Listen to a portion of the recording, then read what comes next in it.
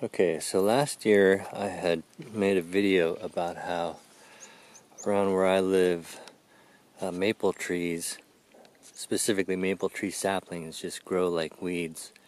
This year what I tried to do was get some of those maple seeds and actually see if I couldn't get them to germinate in some pots. So here's kind of the results.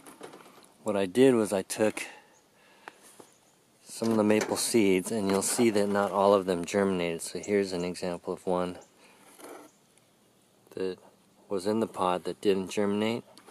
And actually, I had many more that germinated in here, but some squirrels got into this thing, and that's the reason why I've got this hardware cloth on here with the rocks on top.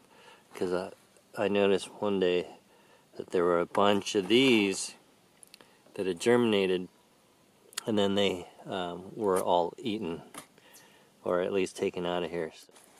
So I actually built these air pruning planters based on Akiva Silver's design, or his.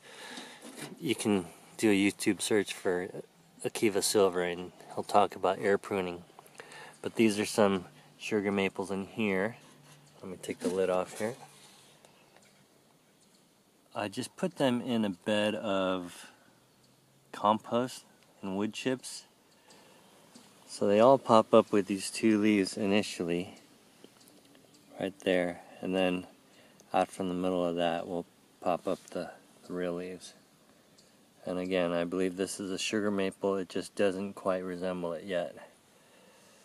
I may have some red maples in here, so it's possible that these might turn out to be red maples. But I have a lot more seeds in here, just not all of them germinated. I think the mistake that I made was I was thinking, okay, well, I'm going to let nature do its thing, and when it rains, and when it doesn't, it doesn't. So I didn't really water it.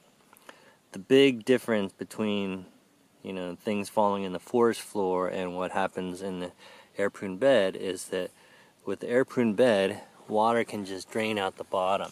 So there's just kind of a void here, and the whole point of this is that you make it so that the roots don't continue to grow, the tap roots don't continue to grow really deep, so that you can then transplant them more easily.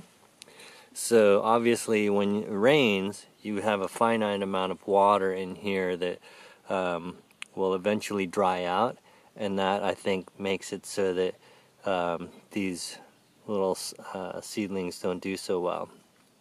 So you do need to water it more frequently. So I've got a few others.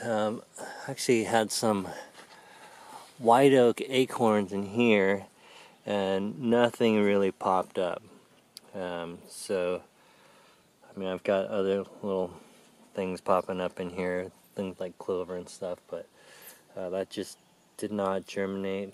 I'm going to continue to water it, see if anything comes back before I dig it up and see what it looks like, but right now it doesn't look like anything's popping up.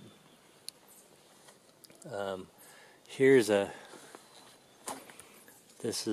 looks like a red maple, and this is one that I took out from just somewhere in my garden, where I just took out a chunk of soil, replanted it in this milk container, have a couple holes in the bottom, and this has done really well. So you can see that one's grown. Okay, there's another one over here. This one is a sugar maple,